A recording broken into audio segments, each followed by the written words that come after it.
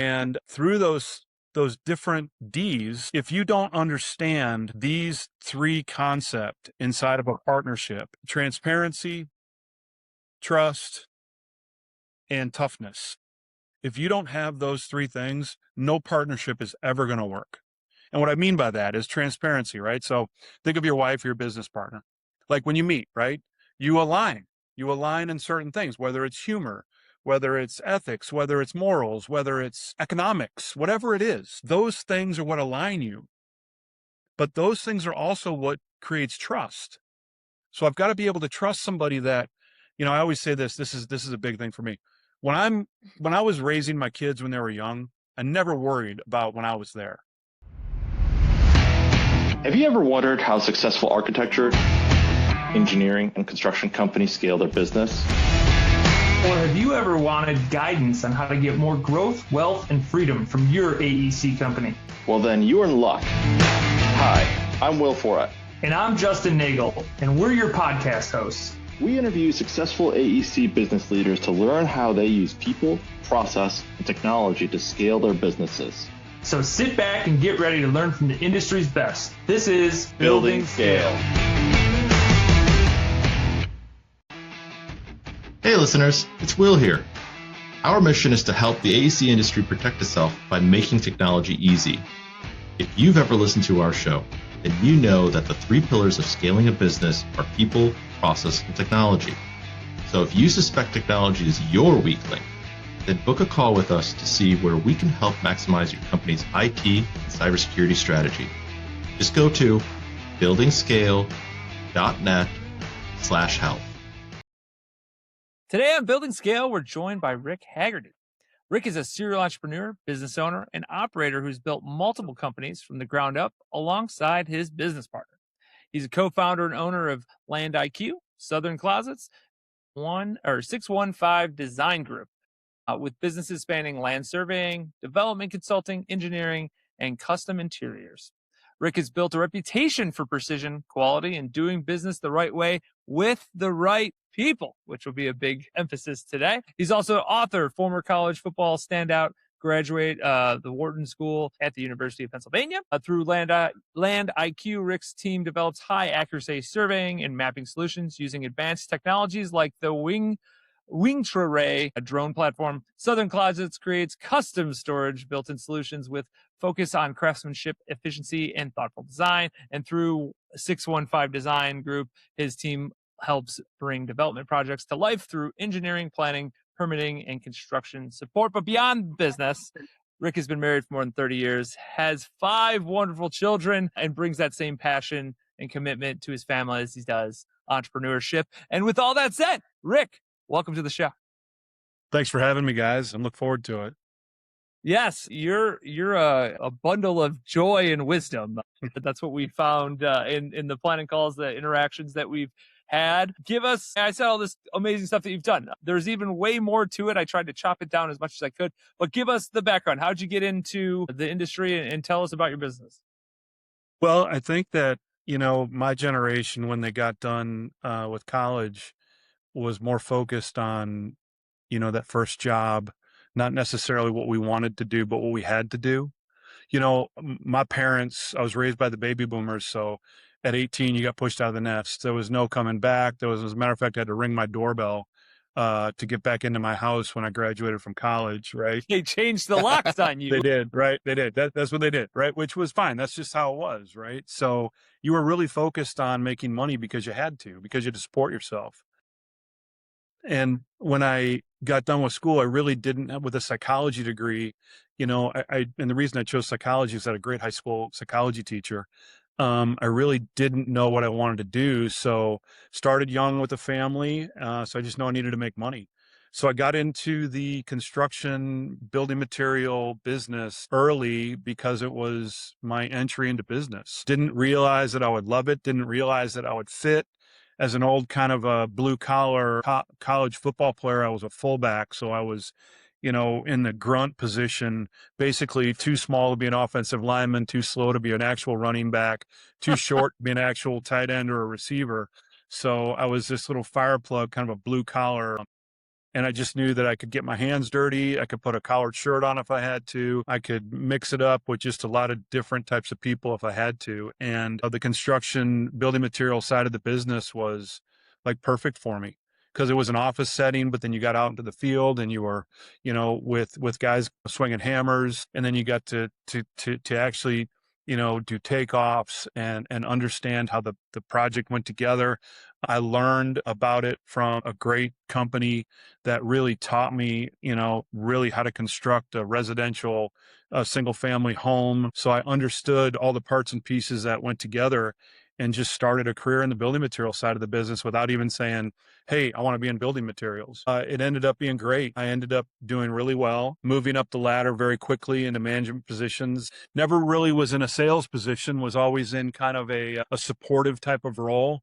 Didn't realize that I was a sales guy or a marketing guy till, probably I got into my late 20s, early 30s, and realized I could just develop good relationships with people, and they trusted me and started buying, from me. Through that experience, I was working for a large building material manufacturer, and they sent me for my MBA, not realizing they were training an entrepreneur. Through the Great Recession, I came up with a great idea, and out of the Great Recession, I started a building material supply company that became wildly successful on purpose, right? I wasn't just kind of swinging. I had a very detailed plan that I'd wrote out, that and what I'd learned through the Great Recession was, general contractors were really learned they could do more with less during the Great Recession.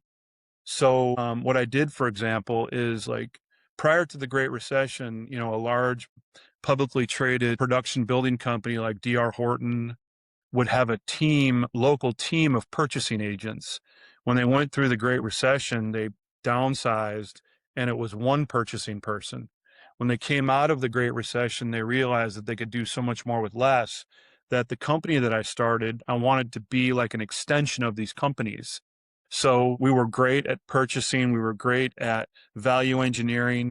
We were great at showing general contractors different types of products that they could use, where they could save money. And we kind of became an extension of these companies, which created these wonderful relationships, which, people always ask me from a vertical integration standpoint, why we added all these products that are in the same category, but not in the same space. They weren't adjacent.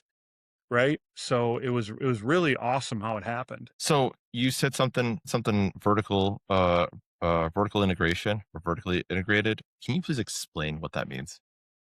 Yeah. So inside the business, right, we started as a supply company. Okay. We were just supplying materials to general contractors. Well, after, the relationships were so tight that I'd have with these owners that I would come in and I would ask them, okay, talk to me about pain points. And a general contractor would say, now the products you sell us are great, but we can't find anyone to install them properly. So then I would come back to my office and I'd say, okay, do I know anybody that knows how to install these products properly? Okay, I do. So I'd go out and I'd hire that person. Then if I'm selling siding to that general contractor, now I'm marrying him with an installer, and now I'm picking the revenue up now from the installation side, not only from the material side. So what I've done is I've vertically integrated into a turnkey process, and I picked up the revenue, right? So we kept building up through that silo inside of from our foundation of just the type of business we were. And we knew that we when you think about building a house, and we're also in the multifamily space and in the commercial space. When you think about building a house, you think about, okay, foundation materials, okay, framing materials. You think about flooring materials. You think about kitchens, interior trim, roofing, gutters, siding, columns, all these different things. And I would just go through and pick apart the house, and I would follow the general contractors, these owners around, and I'd find out what they were really frustrated by. So we grew the company from an exteriors company to an interiors company, from exterior siding and exterior ornamentals to interior trim, interior cabinetry. And when you do cabinets, you do countertops, right? Yep. And then every year I would sit down and it would get more advanced. The general contractors would say, we cannot get our surveyor to call us back because we can't build a house without a survey. Because we've got to locate the control points on the piece of property. We need to know the topography. We need to know So I got to thinking, okay, I know a guy that's in the survey business. How can I hire him? So I hired him. And the thing is you give up a little bit each time, right? You give up a little bit of equity to really draw a guy in. So if I found a guy that was a surveyor, because in Tennessee, you have to be a licensed surveyor and it's not easy to be licensed, right? So I'd find a licensed surveyor, I'd generate a relationship with him. I would give him a little piece of the pie and really make him feel like a partner. And then I would take my vertical integration tactics, my business savvy, and my finances, and I would scale the company. And then a general contractor would say, boy, now we've got the survey.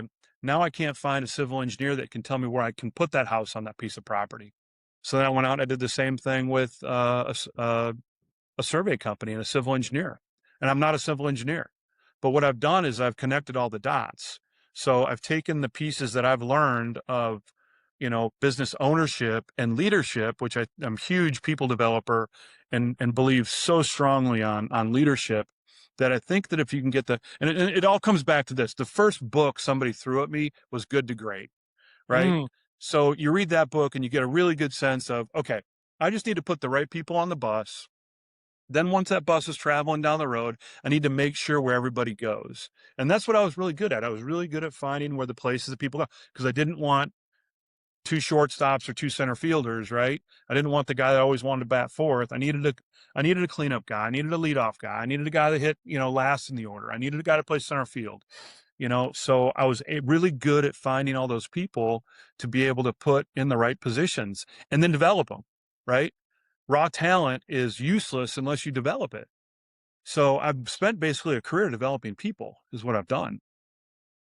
Oh, I mean, let's dig into that a little bit, because partnerships were formed, and this is a little bit of where your expertise is. When we first started talking to you, it was like, holy cow, you're doing a lot with Yep. partnerships. Yep. So that's a great lead to this.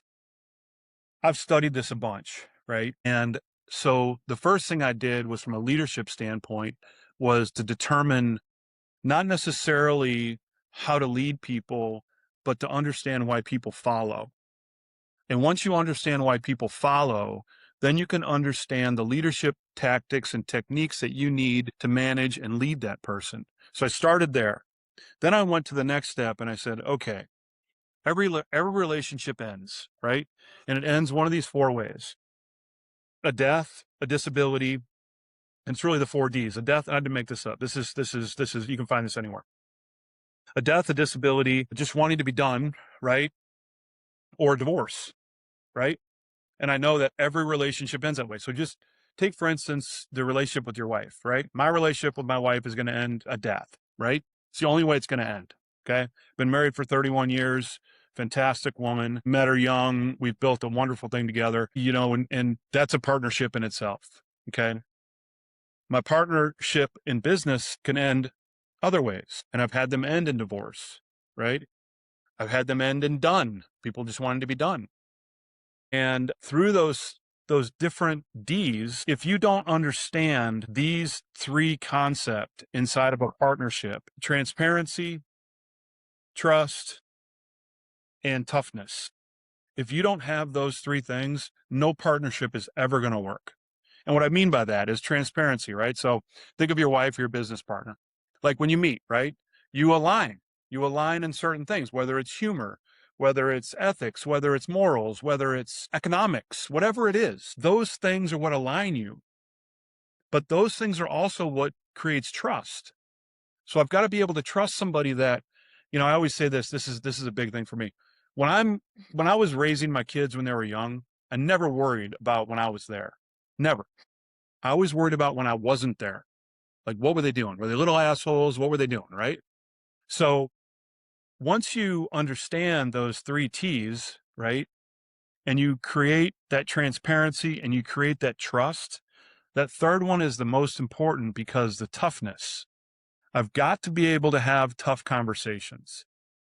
Like, Will, if you and I are partners and I say, okay, Will, man, I just landed the biggest deal we're ever going to get. Margins are through the roof. We're going to cash checks, wheelbarrows of cash to the bank. Easy conversation, right? Right. It's all positive. It's all as opposed to Yeah. this. Yeah.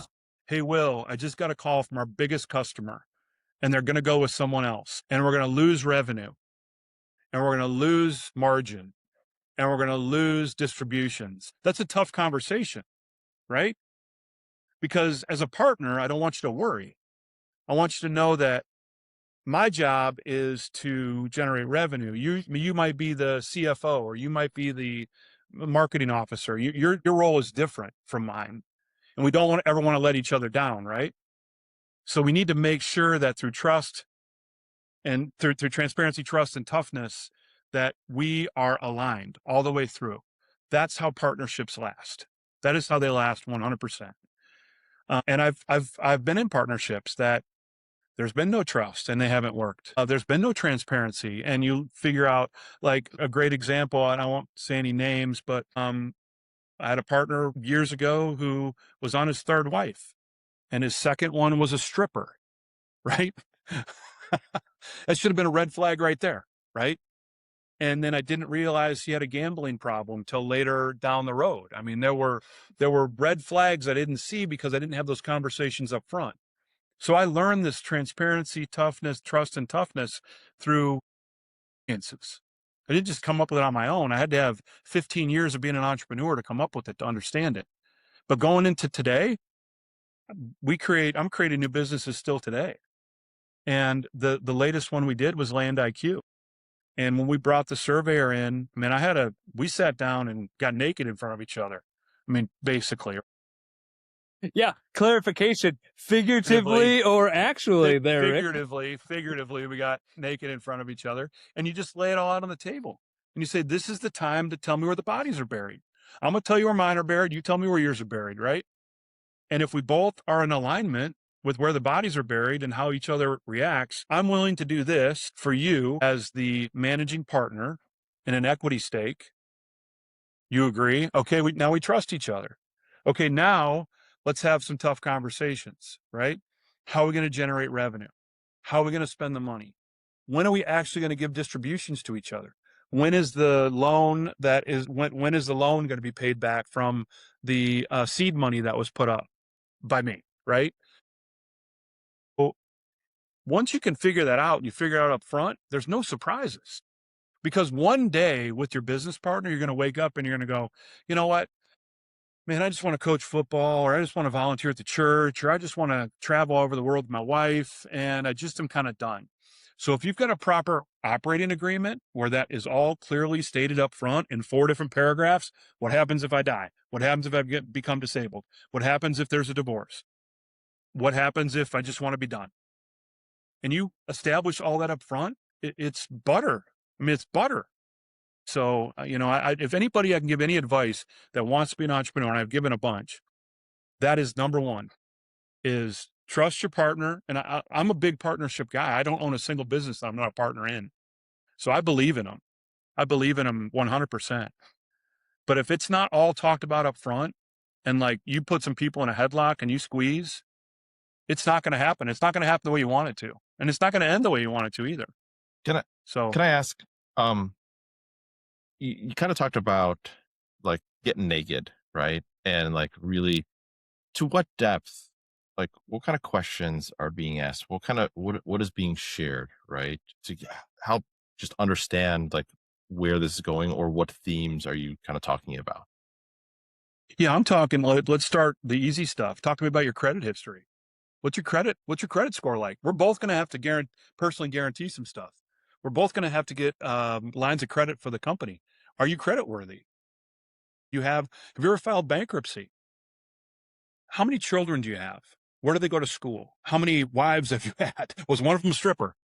Is that a new question? We just throw that in there. Sometimes past experience build new questions. Like if you look at an insurance application, it's not a question, that's exactly what happens.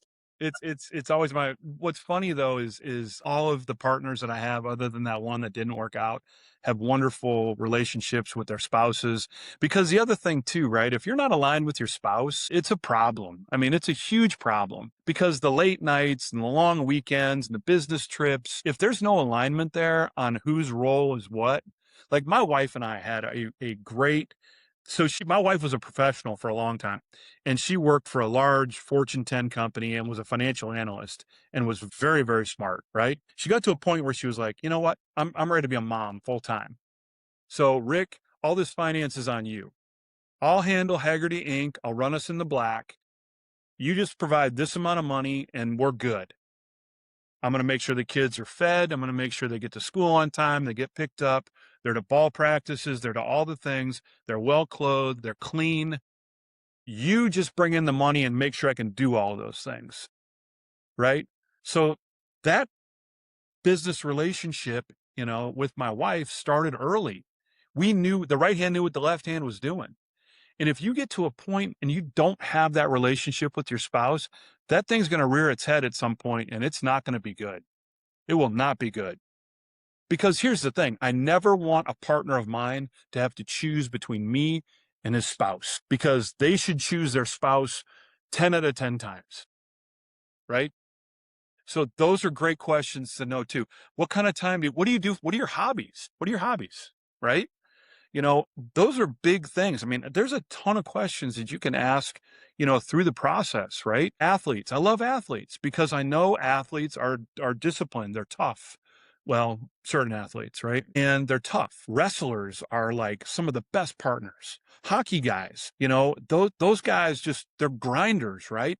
They know discipline. They know, especially wrestlers. Like if a wrestler gets pinned and thrown to his back, he doesn't jump up and say, "Oh, the safety missed a block." Right? Or missed a tackle. I was wide open. The quarterback didn't see me. He comes off the mat and he goes, "I just got my ass kicked and it's my fault." Right?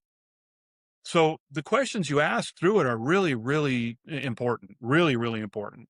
Right. And I remember my partner. So I've got one constant partner that's been a partner of mine in all of our businesses. He was my original partner. He'll be the partner that I die with. When we first met, we were both college athletes. We both had very, very similar sense of humor, very similar sense of humor. We both wanted to go for it. Like we were both saying the same stuff. I want to go for it. What's it going to be? We would talk about some crazy stuff, like just like wild, like, business ideas, right? So it was more like a culture piece too, where you were like, it's not necessarily defined, but it's how I feel when I'm with somebody, right? You feel like good. Like he and I can get in a car and drive 4 hours together and not say two words to each other. Right. And jump out of the car and be like, we're like brothers. Right. Or we can get in a car for 4 hours and we can talk the whole way and solve world hunger. Right. So there's things that just work with him and I that are just, I mean, he's just like incredible. He's incredible. And when I think about like my two most important partnerships, I think obviously my wife and my business partner, Jay. I mean, without those two, I'm not sitting here right now talking to you guys. I'm not. They get a ton of credit. I mean, they get a ton of credit. So, how many partnerships have you created, just to help the audience kind of understand?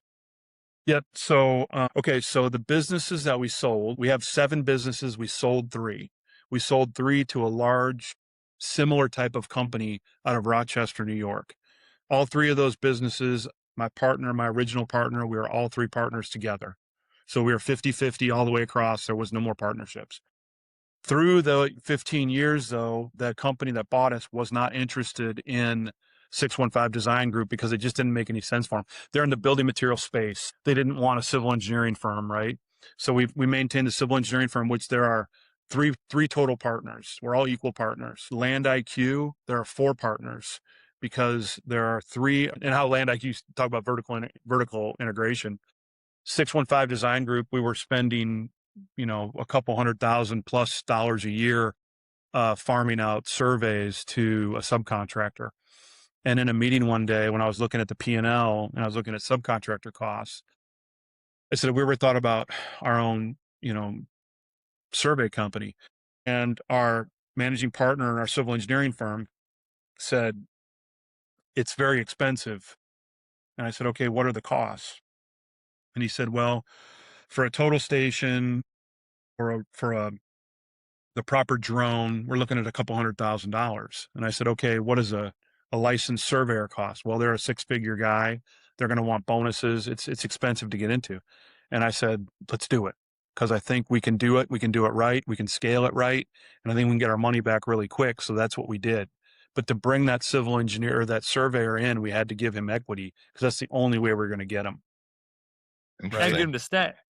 Yeah. Because it needs to stay because you need to have that on part of the company as you're doing this.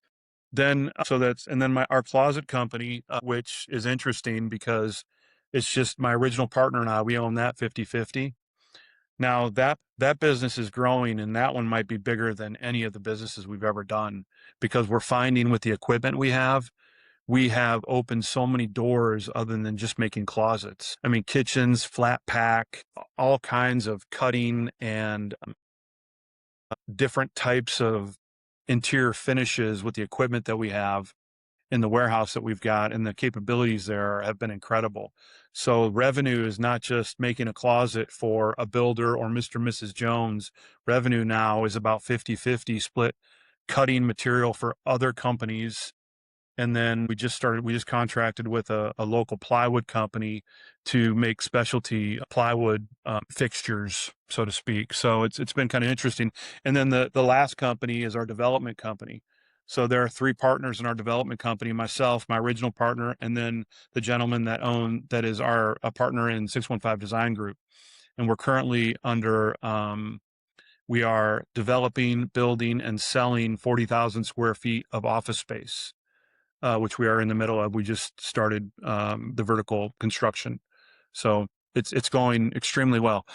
It's been a whirlwind, right? Because I don't, at 55, like, I think my dad's generation retired, right? So the baby boomers, they picked a time on the calendar, they put their finger on it, and they said, I'm going to retire on this date. I'm going to get my gold watch, and then I'm going to figure out Hulu and Netflix, right? I don't, right? I don't think my generation retires. I think my generation gets comfortable with their finances and then starts doing more things that they want to do: travel, football coaching, real estate deal, investing in a son or a daughter's business venture, consulting, but always has some sort of revenue that they're generating. I think my generation does.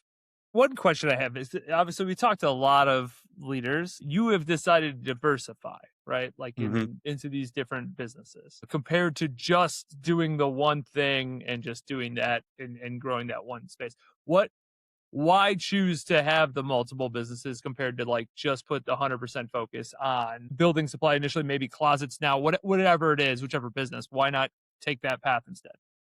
Yeah, so that's a great question. So, I worked through the recession, the Great Recession, and every time the phone rang, and I worked for a $1 billion company, every time the phone rang, I thought that was the phone call, right? That was the one where I was going to head to the house and just start looking for another job and, Got it. try to figure it out. So when I became an entrepreneur, I started looking at different ways to create profit centers to hedge my bet, right? So we first started shipping siding, and, we bought 28-foot trucks, triaxles with Moffetts fitted on the back, and we could get so many units of siding on one truck. And I was looking at weight, and I was looking at average ticket, and I was looking at logistics, right? That was the easy part was actually selling it. The hard part was actually figuring out to get it there efficiently and effectively. So I started looking at these trucks, and we could load thousands and thousands of pounds based on our rating. And we were always under that. And I was like, boy, I feel like we can strap more to that truck, right? So I just got to think, okay, why not the columns? Why not the shutters? Why not the trellises? Why not the corbels? Why not the porch ceiling? Why not all the exterior ornamentals? So we started looking at the truck as this profit center of how much can I get on it and how much can I strap to it to be able to make its most. I mean, the truck's already going that direction, right? Let's get as much on it as we can. So, but then we also were faced with, our warehouse was only so big, the ceilings were only so tall, we only had so much racking, and we only had so much money, right? So we started also looking at other categories we could build that that weren't inventory heavy, right? That didn't take up a whole bunch of space. Because I don't know if you guys have ever been in a kitchen warehouse or a siding warehouse. It takes up a lot of space. and it's really, really difficult to stack kitchens. And now you could, cantilever and stack siding on racking, but boy, kitchens are very, very tough to manage. You need a lot of lay down space. It eats up a lot of space. So that's why you need a lot of margin on kitchens, right? So when we started looking at, it was really easy to stack and store columns and shutters and corbels. It was really easy to, civil engineering it's intellectual property. It's just whatever's in a civil engineer's head. It was easy. There was no inventory. There was no warehouse. It was just a really expensive guy sitting behind a really expensive computer, right? Yep. With a rubber stamp in his hand, right? So we looked at it from that standpoint. What other categories, like if a builder through the years asked me to do drywall, I said, no way. I'm not doing anything that's attached to a commodity. I'm not doing roofing. I'm not doing drywall, and I'm not doing lumber. I don't have the space. I don't have the time. I don't have the people. And it's a very, very large investment financially. Okay. So you didn't want to be part of commodities. You created efficiencies with essentially looking at the truck. So for like logistical reasons, you wanted to fill up the truck, right? Which totally makes sense. Average ticket was a big thing. When we started in our first year, we started calculating this. Our average ticket was $7,500. When we sold the business, our average ticket was almost 25,000. Did you create minimums? Wow, that's a lot. That's a huge, massive increase. Yes. And it had to do with a couple of things, right? So that was interesting, right? So you guys are familiar with James Heagarty, right? Okay. So James Heagarty forever, all they sold a product was primed. It was a prime product. Then they came out with this pre-painted, pre-finished product called Color Plus. Mm-hmm. It was almost 35% more. The weight was the same. The transportation was the same. Everything was the same. So I went out and convinced all of our builders to buy pre-finished siding.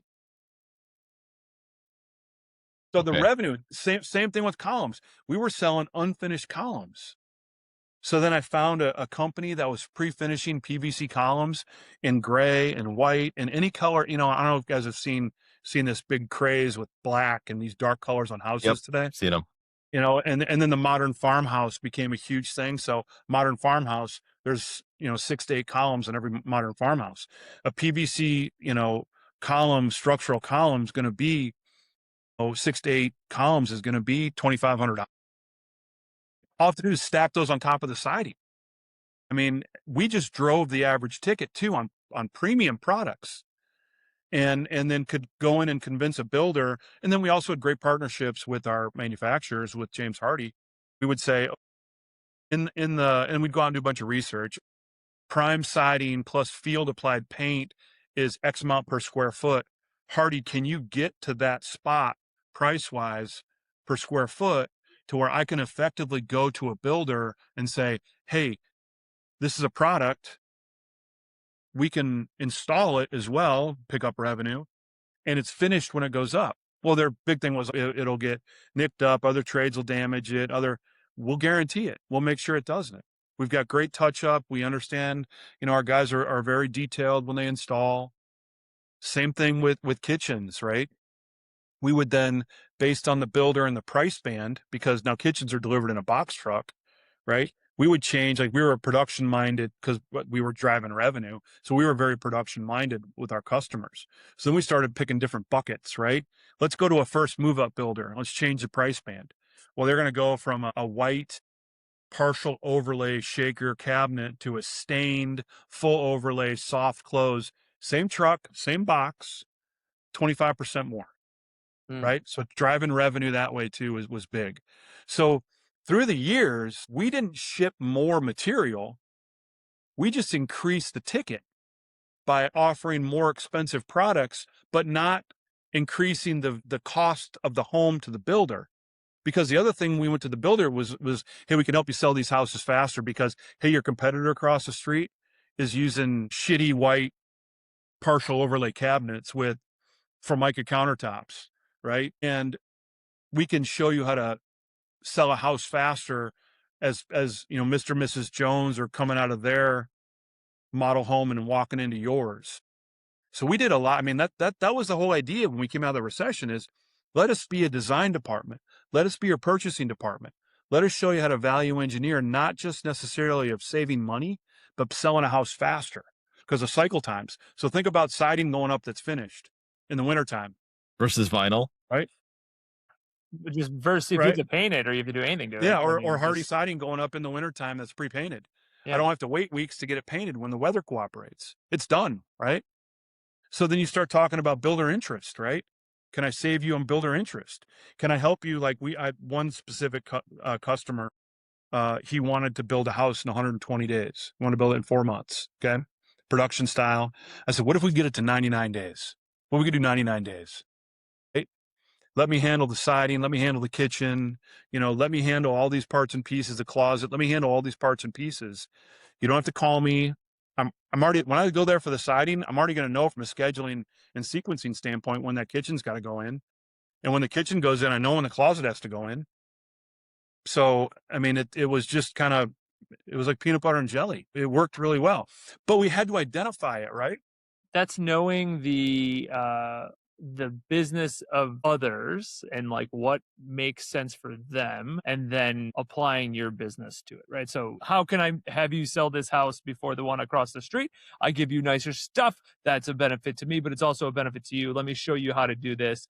You want to do it in 100 days? Great. Utilizing us is going to make that legitimate. That's going to make that a possibility, which is just aligning everyone's interests, essentially sitting on the same side of the table of each other and saying like, we want the same thing. So let's do it together. We were driving value proposition before it was a buzzword and cool to say, right? Oh yeah. That's what we were doing. We didn't know before value proposition became this big buzzword. That's what we were doing. And we were doing it just because we were trying to. Now, the other thing I found out through the years too, the more categories I sold to a builder, it was much harder for them to leave me, right? Because I was replacing so many. And then depending on how long we did business with people and our finances, we would create terms for builders as well, right? So there was a lot of advantages. And I'll tell you this, if we lost a customer, we wanted to lose a customer. Yeah, that makes sense. So obviously you've sold 3 of these businesses. What Yes. does that side of the coin look like? Obviously, it's very obvious that you are understanding how do you revenue generate, how do you up the ticket price, how do you do all those things. You gave a ton of great examples there. All right, now you've done all that stuff. You've built this beautiful business, and now you want to exit it. What does that look like? That was difficult. And the reason it was difficult is because I've got 2 children that are still in the business. One of them actually runs the business today for the company that bought us, right? So that was difficult. I was worried about what he was going to think, my oldest son. His name's Ricky as well. We share the same name. And I raised the kid in the building material business in Middle Tennessee to understand how important your reputation is, right? So, I worked my butt off to have a stellar reputation, and I instilled that same thing in him. So he came into the business with the same name, knowing how important a reputation is. And he has done a fantastic job expanding and running the business after we exited. Now, what I will tell you, it was a tough decision for us to make. The problem with being an entrepreneur is I have to liquefy my net worth at some point to be able to ride off into the sunset. I can't go to my travel agent or the grocery store and say, I've got a lot of value in this business. Trust me, this will be okay. You guys take credit. So at some point you've got to do that, right? What's funny is my dad raised me to be, this is funny, I'm going to say, my dad raised me to be Dan Marino and not Brett Favre. Dan Marino is known as the greatest quarterback never to win a Super Bowl, but he got out at the right time. Brett Favre is known for sending pictures of his member to people, right? So my dad always told me, you want to go out like Dan Marino, not like Brett Favre. So when we started aging and started thinking about other things that we wanted to do and other aspirations we had, we had an investment bank that we worked with out of Chicago called Madison Street Capital, which was absolutely fantastic. And they put quite a few very interested people in front of us. We realized early that we did not want to go with a private equity company. We wanted a strategic buyer to buy us because of our care in the business. We still own the real estate that they occupied for a while. They're not in it anymore. And I have children in it too, right? So my oldest son is the VP of sales. He runs Tennessee and Florida. And then my youngest son is their operations manager. So I'm still very plugged in because of those two guys.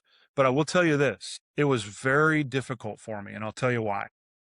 You have a ton of value when you're the owner. The day you sell, your value falls. People don't call you back as fast. People aren't as interested in your emails anymore because they have new bosses and new ownership and new operating systems and all kinds of new stuff. That was really hard for me because I'm a people guy and I'm a people developer and I'm a big leadership guy. So now people aren't responding to me the way that I once had them respond to me. And my wife used to tease, well, I wouldn't either because you're not signing my check anymore, right? She's like, "Oh, Rick, everybody laughs at your jokes because you're the owner, right?" Which has there's some merit to that too. But it was tough for me. It was really tough for me. It took me a few months to transition out of that because I ran a leadership development class. I'm the guy that loves to walk around and talk to people, jump in the truck and ride with a guy, one of our drivers, to see really, because people forget our drivers see our customers way more than anyone else does. So it was always really important for me to make sure that drivers were well taken care of and we spent the time with them to understand that, they're as important as the salespeople, as the project managers, as the estimators, as the owners, as the managers. And I think culturally when we built the business, that was really important because everyone felt like they had a voice. Like I can't tell you how many meetings I've had where I've sat down with a warehouse person, a forklift driver, or a truck driver talking to me about efficiencies. And then, they don't even realize they're talking to me about efficiencies. But then you teach them about efficiencies and then effectiveness.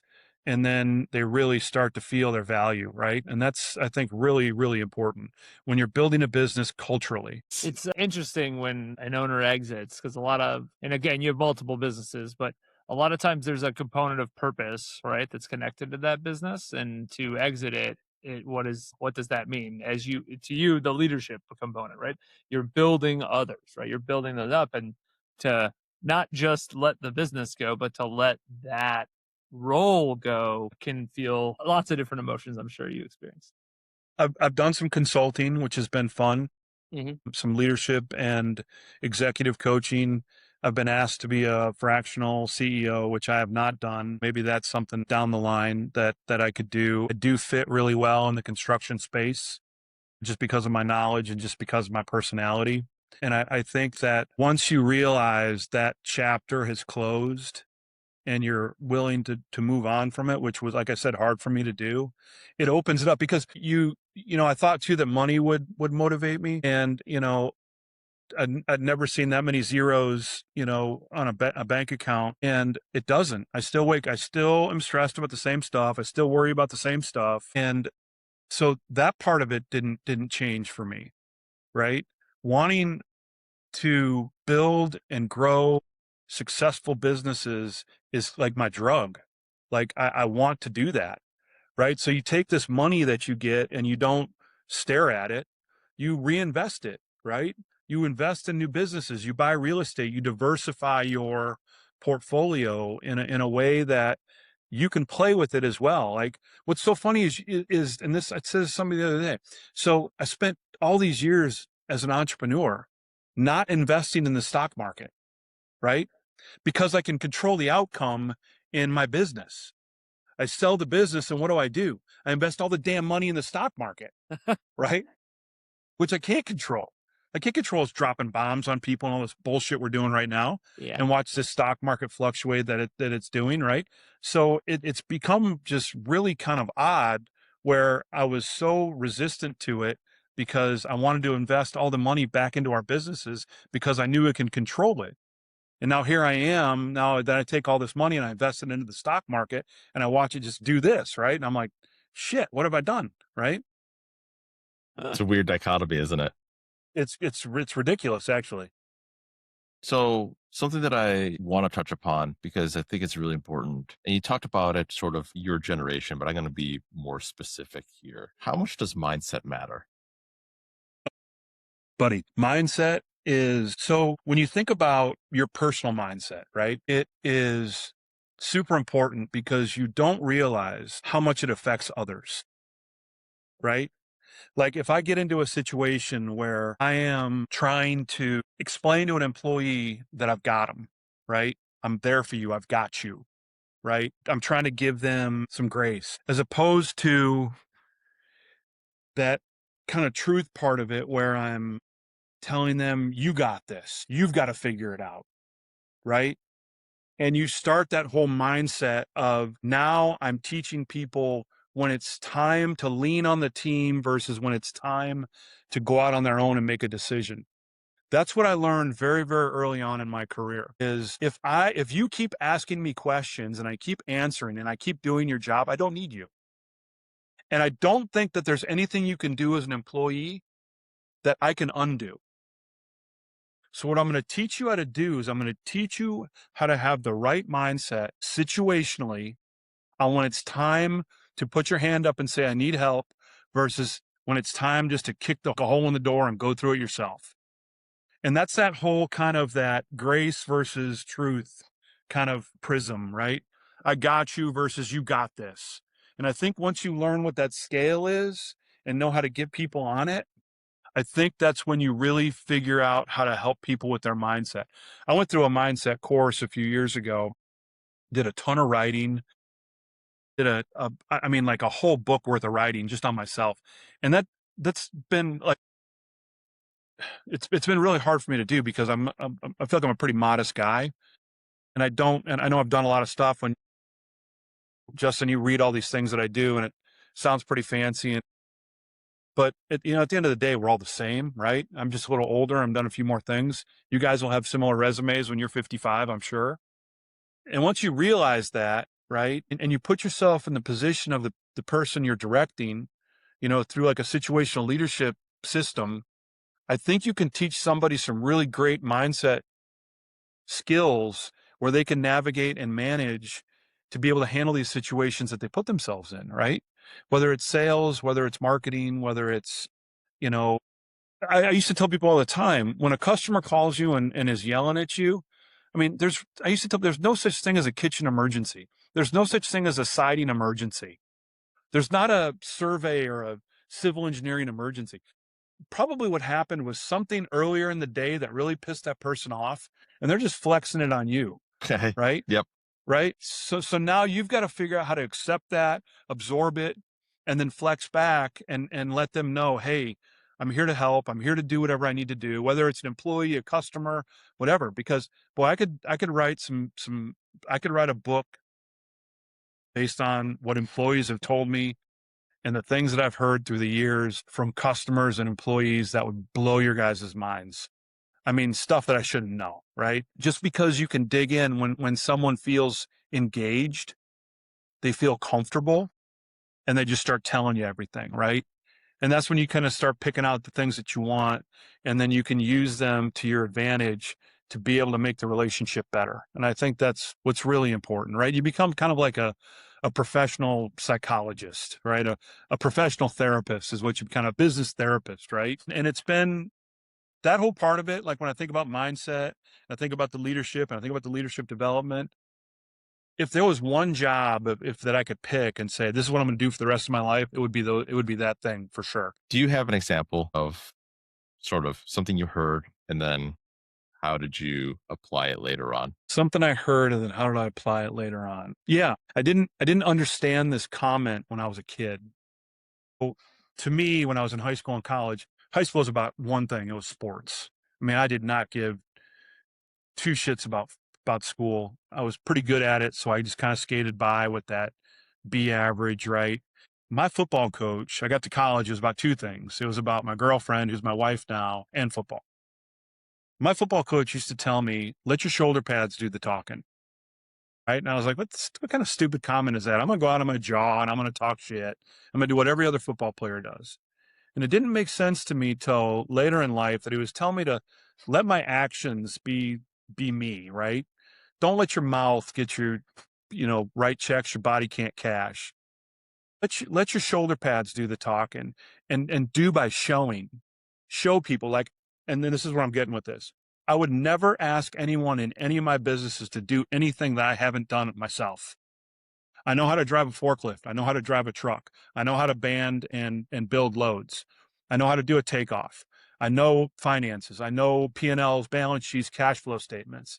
I know how to construct. If you ask me to go hang siding, to install a kitchen, to put on countertops, templated countertop, I know how to do all of it, and I can explain it to anyone.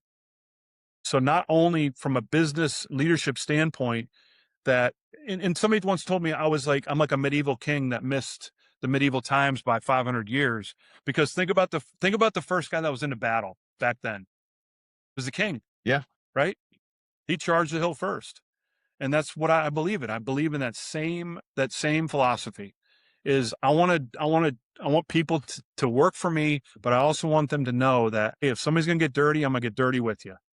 So, and it came all the way back from my football coach telling me to let my shoulder pads do the talking instead of my jaw, which made a lot of sense to me. A little later, though, not immediately, right? When you're a dumbass at 18 years old and not quite understanding what he's trying to say to you, right? But age 25 is approximately when the hippocampus is that what they say? Is when that actually finishes developing.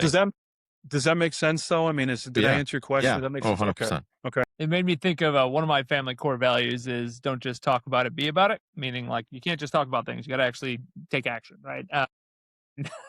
The story I like to share about it is Franklin, who was, I don't know, 4 at the time. We're hey, we got our shoes on, we got to go potty before we leave.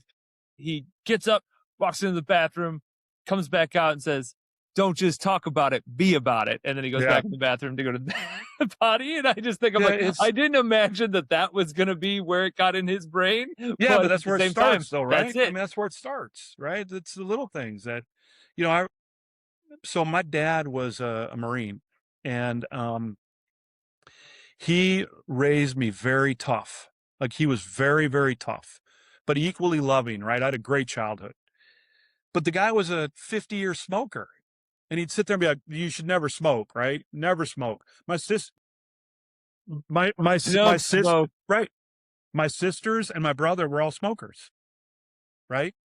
So I've never even smoked a cigarette, right? So I don't even know what it's like, because I was so involved in sports and I was so involved in fitness, and I knew that it just wasn't healthy, right? But my dad would sit there, "You should never smoke." Well, I have 3 siblings that are smokers, right? And I do believe people, especially when you talk about your father, as a leader. I mean, that's the guy in the family. He tells you not to do something, you don't do it, right? But when he's sitting there doing it, you're like, wait a minute, I don't quite understand this, right? So I think it's definitely a tremendous advantage if you can do by showing, right, and by leading. And people ask me all the time why my children are so well adjusted, and they're adults. I have grandkids. I still have 1 kid at home. It's the leadership piece that we have instilled in them, and nothing is off limits either. Like, you want to talk about something? Let's talk about it. Put it on the table. You want to talk about drugs? You want to talk about sex? You want to whatever? Let's talk about it. And I think that if you take that approach with your kids, I think that you're going to get to a point where they're going to be like, I don't think there's anything else to talk about. Because then you go from like disciplinarian, father, mentor, coach, to now my oldest son, we're friends. We're going to play golf together. There's nothing more I can do for him, right? Other than just be a supportive grandfather and a supportive dad, but we're friends now. 10 years ago, though, I was his father, right? And he was playing college sports, and I was consoling him on, how he should talk to his head coach when he wants this or that. And he's listening to me, right? So, I mean, I have a daughter that's in the military that is like fantastic in the military. And I would have told you, like, early days, she's going to be a great military person because she follows orders. Like, if I were to say, hey, go into the kitchen and do the dishes, I'd go in the kitchen and 30 minutes later, she's still filling with the dishes. But if I were to say, okay, go and turn the water on hot, open the dishwasher, put the plates in this way, it's done in 10 minutes. So I knew early that she's going to be a great military person because she knows how to execute orders. And she's killing it in the military, in the Air Force. So you got to be able to identify those things too, right? I mean, that's important to be able to identify those things. Rick, I would love to talk to you on the podcast for hours on end. Unfortunately, we are not like Joe Rogan, that's a good thing, actually. Which means we need to ask you our last questions. Okay. I like this question because everyone on the show has always given a different answer. So if you were to go back 20 years, what advice would you give yourself? What would you tell yourself? 20-year-old younger self? Well, I cheated a little bit, and I watched a couple of your guys' podcasts. So I That's knew this not question was cheating. We coming. encourage that behavior. So that's not cheating. I did. I listened, and I've been thinking about it, and there's a couple, but there's one that just stands out like glaring. So first thing I'd do is I'd take a ball bat with me, like if you have a time machine, and I'd hit myself upside the head as hard as I could. Right. Right. So for this reason, because 20 years ago, I was probably pretty stubborn. I spent zero money on marketing. I didn't believe in marketing. I didn't value marketing. It meant nothing to me. So all what I did was I was that guy. I was the guy knocking on doors. I was the guy basically doing just guerrilla marketing. What I would have done 20 years ago is I would have hired a marketing person. I would have created a marketing budget. I would have executed a marketing strategy. And there is no telling what my business would have been like 2 years ago when I sold it. Now, I don't regret it. I don't regret it. It's not a regret. It's just something that I would do differently. Because we hired a marketing person, our first marketing person we hired 6 months ago. I have never seen this much growth, this many ideas from social media, from just marketing in general, PR. It has been absolutely incredible. Absolutely incredible. And it's a mistake that I made in business that I didn't do it. Well, good advice. Also the marketers advice. in the world are happy to hear you give the shout. I mean, it is. I mean, it is. It's right. Well, best time to, was it? Plant a tree. Yeah, best time to plant a tree, right? Yeah. Best time's 20 years ago. Second best time is right now. Yep. All right. No worries. This has been a ton of fun. If somebody wanted to get a hold of you, what's the best way for them to do that? Yeah. So LinkedIn, Rick Heagarty on LinkedIn. It's Rick, R-I-C-K, Heagarty, Heagarty. I've got all the businesses, everything we've done. My email address is available. You can message me on LinkedIn. Be happy to talk to anybody. As a matter of fact, that's what I love to do. Right. I really appreciate this. And I've done a couple of podcasts now, and I would tell you that the questions you guys ask and the way that you handled it has been fantastic. Well, thank you. Appreciate that, Rick. That's awesome. Appreciate it. Is there anything else you'd like to tell the people before we say our goodbyes? I think we said it. I think I probably, as my wife would say, I probably said too much. All right. Well, then we'll listen to your wife. Listeners, I hope you had just as good of a time as me and Will did. And until next time, adios. See you guys. Thank you. Thanks for listening to Building Scale. To help us reach even more people, please share this episode with a friend, a colleague, or on social media. Remember, the 3 pillars of scaling a business are people, process, and technology. And our mission is to help the AEC industry protect itself by making technology easy. So if you think your company's technology pillar could use some improvement, book a call with us to see how we can help maximize your IT and cybersecurity strategy. Just go to buildingscale.net/help. And until next time, Keep building scale. Scale.